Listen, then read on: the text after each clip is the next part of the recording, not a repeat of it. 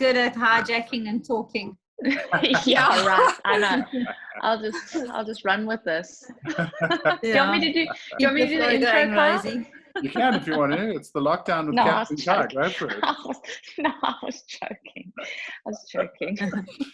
All right, so it is the lockdown, episode 6, and I decided it was time for a ladies only show.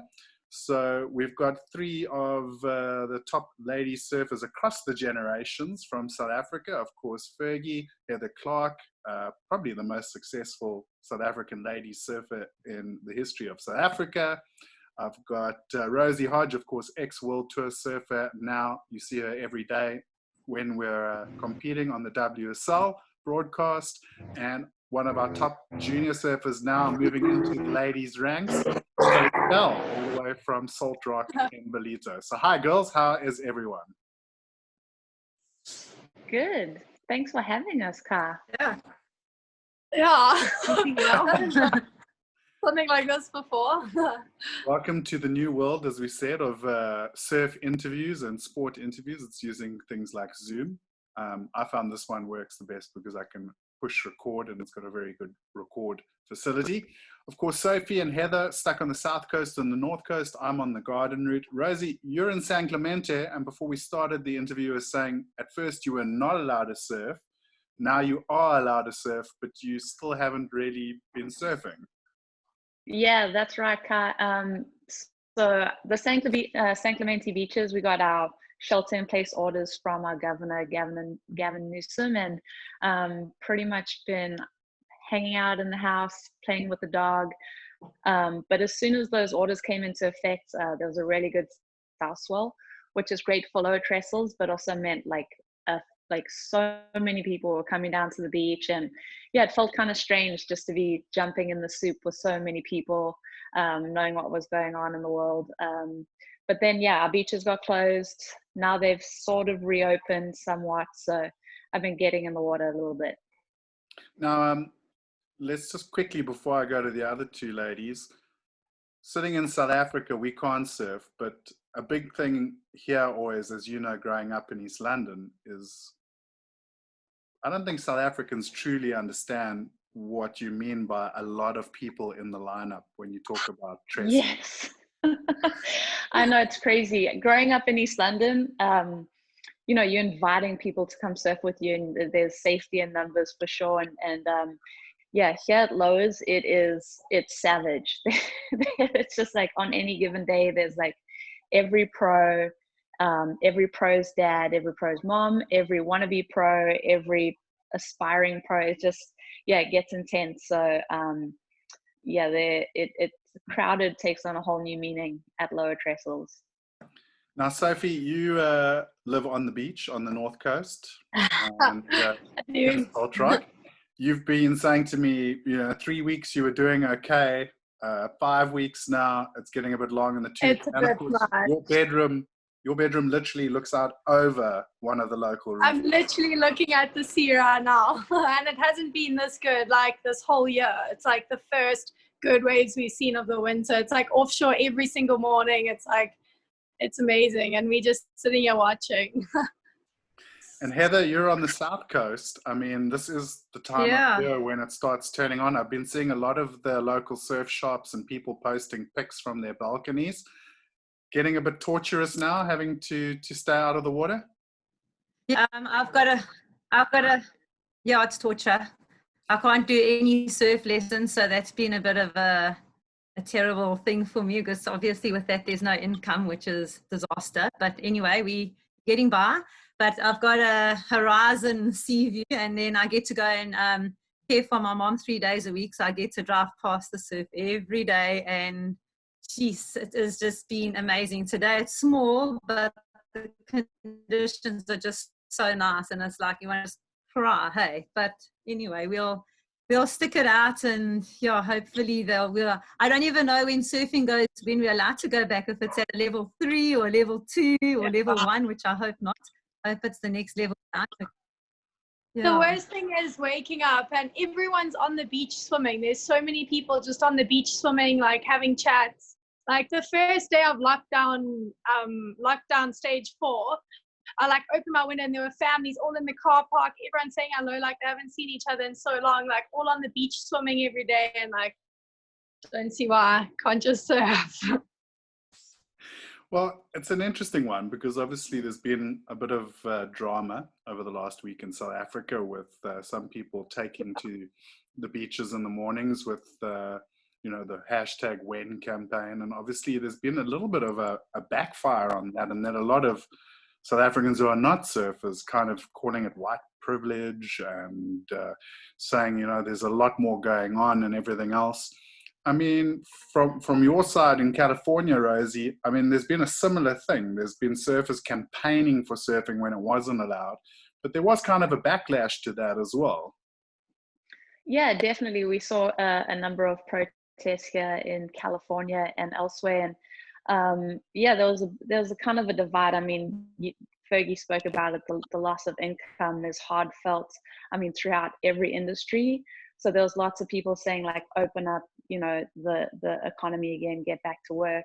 And then other people saying, open up the beaches, let's, exercise and get in the water and everything. And it's been so interesting because I feel like, I go between these two views where I'm like there's no harm in going for a surf, like this, let's go to the beach. And then it's like, there's people like fighting this pandemic for us, and we just we called upon to stay home. So it's been such a wild ride, and my heart, like chatting to my parents back home in South Africa, and when you guys were on level 5 or whatever it was, not even being able to leave your property or your premises, that sounded insane. And now, like you said, not being able to get in the water and go surfing once like things have been eased up slightly, it's just mind-boggling, the control that we're under at the moment and the restrictions. So I don't know, it's been a wild ride just to see people's reactions to what's going on. Now, Soph, I mean, a large portion of the North Coast community came out in strength. I think it was on Tuesday morning. I saw videos and clips of them marching and everything else. Luckily, that seemed to go off quite well on the North Coast. Obviously, we saw footage from Cape Town, from Muizenberg, and that of people getting arrested and thrown in vans. Yeah. But I mean, what are your thoughts? I mean, you're one of the younger crew, and like you say, you got to stare at it every day. I mean, what has your thinking been around sort of the restrictions? I think personally that I just think there's like a lot more to focus on. Like there's people that aren't getting food for like 3 days. There's people haven't been working for so long. So I didn't want to really put my energy in going for a march for us to surf, because we're not the only ones that aren't like doing what we love and what we want to do. So I think it's cool what some of the people did, but also I didn't want to partake in anything like that. Being a surfer in South Africa and competing, and there's so many mixed emotions and everyone has different opinions. So no, it's a good point. And I mean, Heather, you'll know as an ex-competitor, I mean, it's a fine line you've got to walk with these things, especially when politics come into the equation. Yeah, I was going to whole thing of that protest come up, let's go get down to the beach and go stand our ground, and that I sent everybody on my WhatsApp messages, like everyone saying, come on, 9 o'clock down at St. Mark's Beach. And then I phoned Royden, Bryson, and I said to him, Royden, like, what do you think about it? And he was like, well, he's just going to get hold of 1 or 2 people and just find out. And the more I spoke to him, I went, beaches are banned, mass gathering again, and tell everyone, please don't come. It's up to you guys if you want to go, but I stayed clear of it, because you know what, that is the law, and you can't go to the beach. You're not allowed mass gatherings. South Coast, I stayed clear of it. But all I've just said is we just got to pray that it gets lifted, that the ban gets lifted, and we can, because everybody, not just surfers, the fishermen, everybody wants to get back in the water. And I think we need that salt in our freaking veins. We do. Wow. 100%. I've shaved my head. I've gone so crazy. Me too. Don't worry. A little bit more than you, like that. Yeah. So I mean, look. I mean, anyone who uses the ocean, I think, feels that pain. And I think it's important to note that, you know, like, it was funny, like, we've seen stuff on social media this week out of Cape Town, and it's all surfers. But a lot of the people I saw in the videos and clips this week had paddles, for example. They were kayakers, paddle skiers, surf skiers. So it's not just surfers, but, you know, a lot of fishermen, spear fishermen as well. All ocean users. But I think what Sophie actually said is true, and it was kind of my feeling, is that, you know, there's a lot more going on than just our need for a recreation. And as much as we surfers say, you know, it's our soul and that it's a very important part of our lives, it is a recreation. And, you know, like in South Africa, we're seeing surfers especially really channel their energies into other things. If we look at, you know, Frank Solomon and Hout Bay Sentinel, 9 Miles, Greg Burtish is doing it up in Yellowknife Bay with Optimist, the Let's Feed J-Bay campaign. Here, surfers have decided to, instead of sort of railing against the system, rather invest their energy in assisting their local communities, especially the poorer communities, with food. And I think, just for me, that's the way to go right now, is rather get involved in your local community, show that surfers are a big part of the local community. And then we might be sort of taken a bit more seriously, as well as obviously people seeing us in a light that is a lot better. Yeah, it's been crazy watching from afar in California, just seeing, you know, the surfers rally and all those organizations. Let's Feed J-Bay, there's the pop-up surf in Cape Town, I think. Surfers Not Street Children. Biscuits come to join. Oh, doggy! I had to lock my dog out the room. He's such a wild card. But yeah, it's like, it's fun because, like, as you said, like, we have so much frustration wanting to get in the water, but then when you kind of turn your perspective and look at it from another way, like Soph was saying, there's so many people in need. So those people, like, reaching out and helping out our, like, hard hit communities, that to me I'm like, wow, that's really cool. And just to see, you know, people that were Groms when I was living in South Africa just become like these awesome people that are going in and feeding people and making sure that they're taken care of has been cool. Yeah. And then, I mean, on the South Coast, obviously you spoke about Royd and Bryson, Heather. I know the Trafalgar Surf Club down there are looking after a lot of development groms and stuff and making sure they've got food and everything else. So, I mean, it's pretty much up and down the coastline. You know, people have taken responsibility for their fellow community members. Yeah, I see Royd and Bryson and a couple of guys did go out and handed out some food parcels and stuff like that. I know Tightline Fisheries, even the other day, they went and handed, I think, out 500 parcels and that. So yeah, everybody's lending a helping hand, which is actually needed. So, but it's very sad as well, but everybody's sticking together up and down the coast, like you say. Yeah, and it's an important thing. So moving away now, let's talk surfing, because obviously all of you have competed, and I work in surfing, much like Rosy, in the sort of event and broadcast side. And it is an industry that has been firmly given the handbrake due to COVID-19. Travis, you know, last week on the show, he's the commissioner for the WSL, saying, look, as soon as it's viable and it's health, you know, health is okay, you know, obviously the WSL want to kick in and get going again. What's been interesting for me was that in that same week, the new CEO releasing sort of the proposed new format for the whole tour. And, you know, with the more localized QS series on the smaller comps going into the Challenger series, which will be a 2-3 month sort of running period, and then the CT running after the Challenger series. I mean, Sophie, especially for someone who's sort of younger like yourself, who's, if you want to get on the CT, going to do sort of the QS, this seems like it's going to be a better system, especially for South Africans and African surfers, and when you talk budgets and sort of currencies, and that being able to get your points up to qualify for the Challenger series in local African events is going to make life a little bit easier for you. I think it definitely will. Even the last 2 years or 3 years since there have been more QSs in South Africa, you've already seen such a big improvements in all the girls, all the boys, all their competitive surfing, and people are making names for themselves from those contests already. So going forward, I think that it's pretty cool what they're doing, and it's going to give a lot more people in South Africa who don't have the funds to go overseas, give them an opportunity to showcase what they have, and hopefully get some points. Yeah, I mean, Rosie, when you were campaigning on the QS back in the day, I mean, it was tough as a South African. I know Trav and Geordie were like, listen, the currency thing should just motivate you more. But I mean, when you're talking rands and cents, it was a hard thing to go do.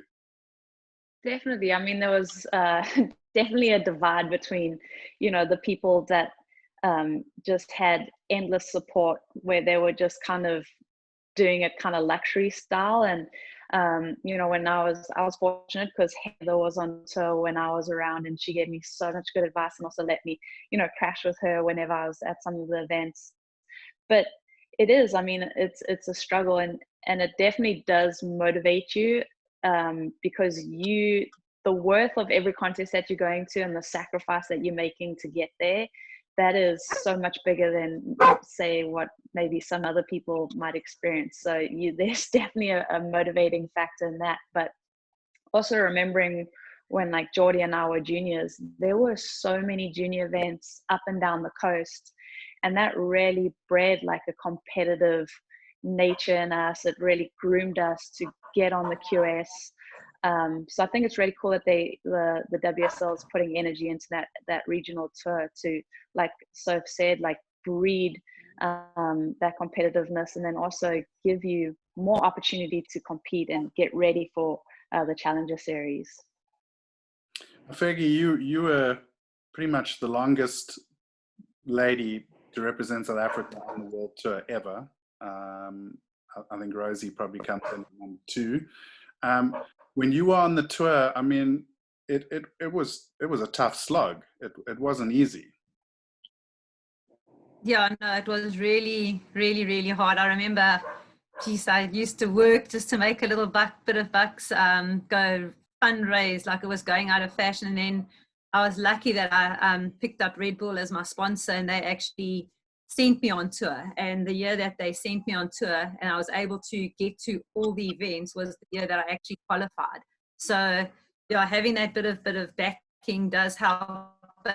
It is stressful when you don't have that backing and you try and each heat that you get through. It's stressful, but you got to get through, because it's you go and look on the heat sheets, and it's hey, if you get so far, you're going to get so much bucks. That could maybe get you to the next one. If you fall out, oh my gosh, what am I going to do, kind of thing. But it does get easier. And when you start making money, then it's hey, check how many dollars I've won. That's so many rands. And when you start winning the dollars, you get really excited. And then when you start losing heats, it's oh no, I've got to work harder, kind of thing. But back then it was really, really difficult. The prize money, there was still was fair prize money, but now I wish I was on tour. Oh my gosh, you cash in the prize money that the surf. I'd be styling, living in luxury. Yeah. I wouldn't change anything in the entire world. The battling that it took, and to where I was able to go all over the world when Red Bull did come on board, and I could go freely to every single event, was just all that's in the world. I saw just the other day they posted a thing on the internet where the girls were talking. I think they were carrying on about Tahiti, and the girls have to get Tahiti because they pay. And we want to see them out there charging. I want to, and I wouldn't change anything. How it was, how I battled, it was all well worth it. Hey. Well, I mean, it's an interesting one because obviously we saw Caroline Marks. We've got Sophie's just lost her video feed, but we'll get her back there. Yeah, I saw that. Is that Okay, right. Sorry about that. Welcome to Zoom. It's Zoom interviews. We have technicals, but it's all good. So, I mean, an interesting Yeah, one. sorry about You raised Chopu. Caroline Marks obviously came out this week saying that it needs to happen. She wants to It compete does. with Chopu. And I think it's been a discussion point, for a long time. And I mean, Sophie is one of the younger of the crew here on the chat. I know you're not scared of charging sort of heavier waves. You've gone for donkey. You've done some sessions and some big stuff. I mean, how would you feel about competing at Chopu? Cool. Obviously it's on my backhand, so I'd love to go there like at least 5 times maybe before they do decide to. I don't know, that's like scary, but I think that would be a big step in women's surfing if they do. I think that'll be really cool, and I think if the girls are surfing so well and they're all charging, like I think that they could pull it off, and it would be a big step for women's surfing. And I think it's really, really cool that if they do that. Wow. I haven't been on social media. I'm trying to stay off social media, so I haven't seen those videos, but I'm definitely going to go look at that after. And Rosie, I mean, you were pretty much on the beach for the Pipe Masters the last few years. They had the ladies' heats, girls like Carissa out there charging. What was the vibe like at the events when the girls were out in those sort of proper serious waves? Yeah, one of the quotes from that lineup podcast that you spoke about was, Caroline saying, I think if the women go and they really push themselves and challenge themselves, they'll surprise themselves. And I think Sophie just said it so well. Like if you go to a place like that 5 times, if you put in that time in the water, the talent's there. Everyone's surfing so well, so hard. The level's rising all the time. And like Heather said, like when the ladies were going to Chopu, it was crazy. I mean, Kiala, Rochelle, Kate Scarrett, Chelsea Hedges, Georgeson, Heather, Mel Redmond Carr, those ladies inspired this new generation. So, you've got these women that are charging, Carissa, Steph, Coco. There's another girl, Malia, I think her name is, in Hawaii. And it's so insane to see those women like take it on. And I think, that it's really stripped away, that glass ceiling that was maybe put there, and people are really challenging themselves. And I think it'd be such a great thing just to see the women back in Tahiti, see them back at Cloudbreak, anywhere, P-Pass, something would be really fun just to get the juices flowing. Well, and it's a good sort of discussion point, because I mean, just the last 2 years at Jeffries, being on the beach and seeing it live, I mean, not just the heats, but I mean, being in the water with some of the top girls in the free surfing and seeing the level of surfing out at Supers, which is by no means an easy wave or an easy lineup. It's really incredible to see how the level at that CT level really has just exploded out of the gates. But now if we bring it back down to the roots, I mean, Sophie, you've come out of the juniors recently. One of the issues I feel we have in South African surfing is the development of ladies surfing. I think at the top end, so much has happened, and it's amazing to see ladies surfing exploding like it is. At the start point, like Grom Games and the under 12s and under 14s, there seems to be like a really small number of girls that actually want to compete, especially here in South Africa. Yeah. And I'm interested to hear your ladies' thoughts on how we change that. How do we get more girls into competitive surfing, especially in South Africa? Well, I even think that like when I was just started out surfing, there were never any QS events around South Africa until like the last 3 years, when they introduced the pro juniors and the QSs and like a whole string of events. And the girl surfers' competitive skills and everything of it has already like improved so much. And you can tell it's getting a few more girls way more excited to compete, and like getting that competitive like drive going for them. Like even in like free surfing with like the younger girls, they're getting like super intense, and it's like, I guess it's good if they, yeah. But I don't know, there's no one really that surfs around where I live. Like I grew up being like the only girl surfer here. So yeah, I don't know, maybe doing a few more local events like around South Africa will get more girls keen to surf. don't know. Heather, you're the ex-pro. You're also a coach and a teacher. What are your thoughts? Yeah,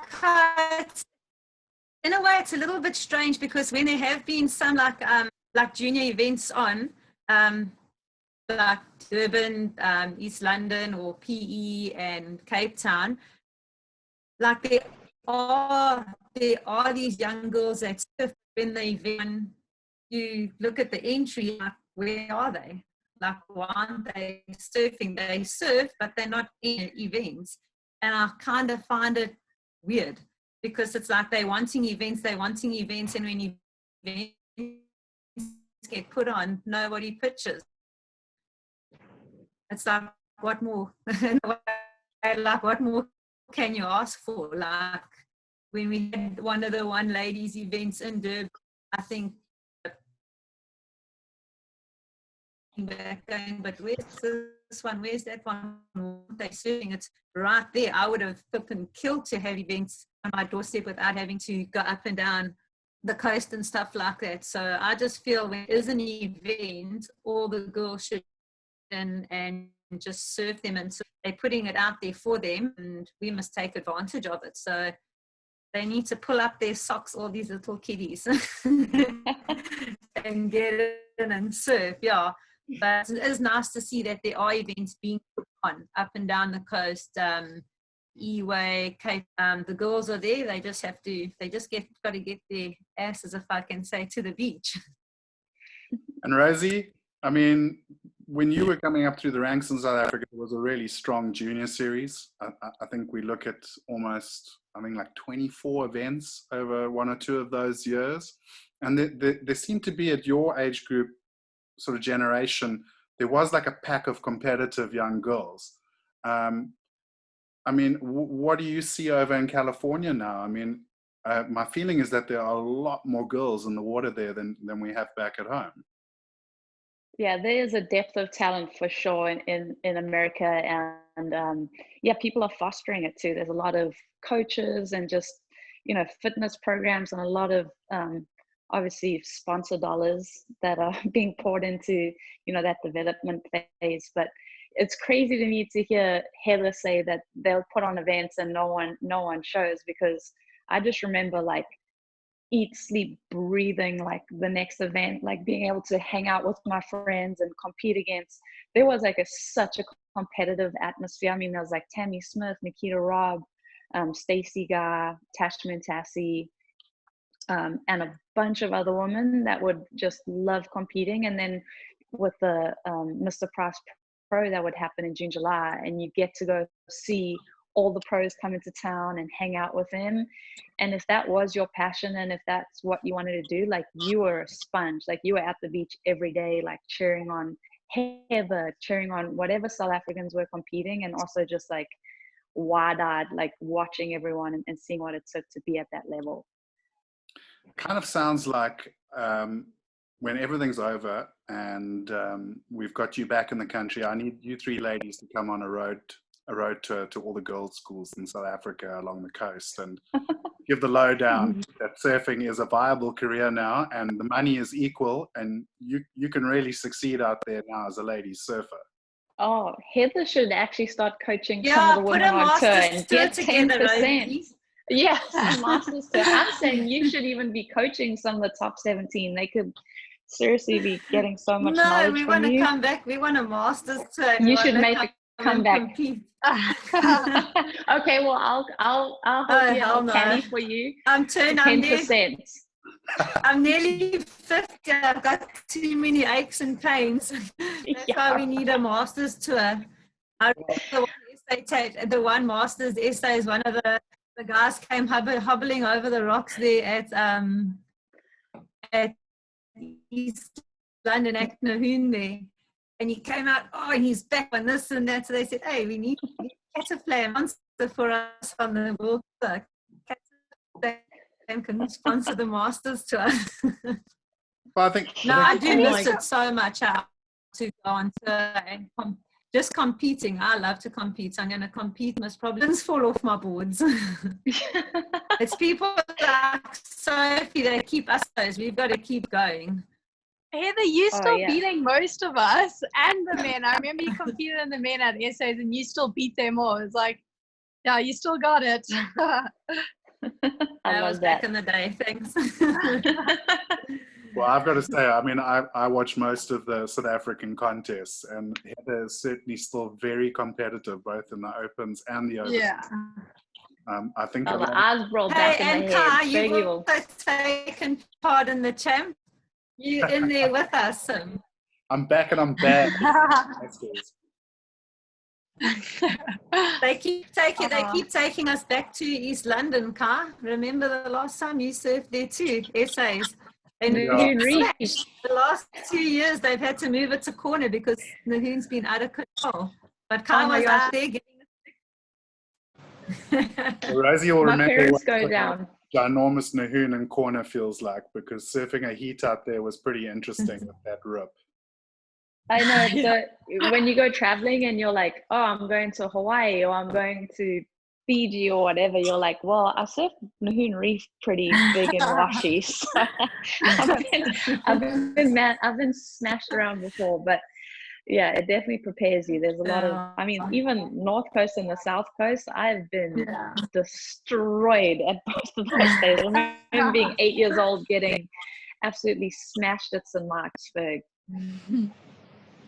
Well, and of course, Sophie we've got Sophie.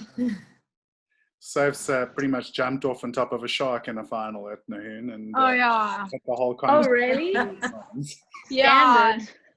That was like, geez, that was like, I just remember being that. And I surfed like 6-7 heats that day in both the divisions, and I was like so tired, and it was my last wave. There was like 1 minute left, and then I jumped off my last wave, and it was like I thought it was so average, and everyone just started screaming. I was like, well, it couldn't have been that great, you know.